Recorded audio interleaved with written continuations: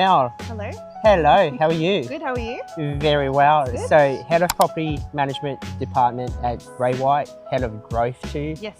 What are you seeing change across the city of Melton, especially from the investor landscape? Yeah, look, Melton has grown a lot. I've been here for the last 13 years. So when I moved here, it was very quiet, only took half an hour to get to the city, and now we're looking at an hour drive, which is annoying.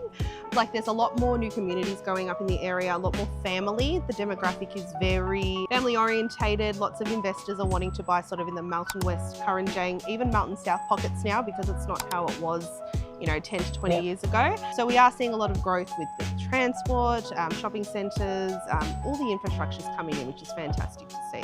So, Mel, as an investor, whether local Melbourne-based investor or interstate investor, what do we typically need to know within the city of Melton? Or what typically do we need to look out for? Yep. So I'd say probably affordability is the biggest one. There is still a lot of demand for rental properties. We do have a diverse range of properties coming up at the moment. So we've got older properties, brand new builds, and it's bang for your buck in Melton. So something that you would pay $700 per week for in a city, you'd get a small studio apartment. Here you're getting a full-blown house. Yep. 5 bedrooms, 4 bathrooms, big land. So a lot of people are looking for that, which is really good to see. Having been here for almost, was it 10 years? 13. 13 years. Have you seen a considerable rise in rent over the past 13 years? Definitely, yes. When I first moved here, we were paying $330 a week for a 4-bedroom home in Melton South. That same property I actually appraised a few months ago, and that was at $480 per week. So it's definitely grown over the last 10 to 12 years. You and I speak a lot about the current challenges that you face with the legislative changes that's now happened, the minimum rental standards. Yes. What are the challenges you're seeing across your department? Yes, so a lot of the older properties that we do list won't pass compliance, and it can be for a number of reasons. Sorry. Yes, so for a number of reasons, a lot of the time it will most likely be windows don't have window locks or they're easy to access. Heating is also a big thing as well. There is minimum standards for heating, but a lot of the time people are confused by what they actually need to have at standard for their rental property. So we will go through ourselves as agents and have a look at what we can see.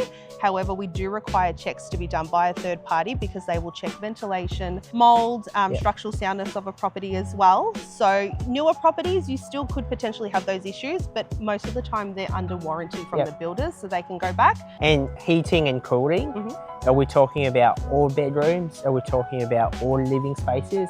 I think there's a lot of misconception of what needs to be heated and cool under the minimum rental standards. Correct, yes. So as long as you have heating in the main living area of the property, it is compliant. Yes. And what about bedrooms? Bedrooms, no. Yep. As long as it's in that main area, then you're covered. Perfect. With investors who are buying older style properties, obviously they'll need to have a more in-depth check. Can you tell us a little bit about how you've basically had a zero rent-free period for our clients? Of course, definitely. So we have, obviously we have tenants, good ones. We're always happy to relocate into new listings or things that we have coming up before they go to market. It just so happened that I had a tenant who told me what he was looking for, and Oliver happened to call at the right time.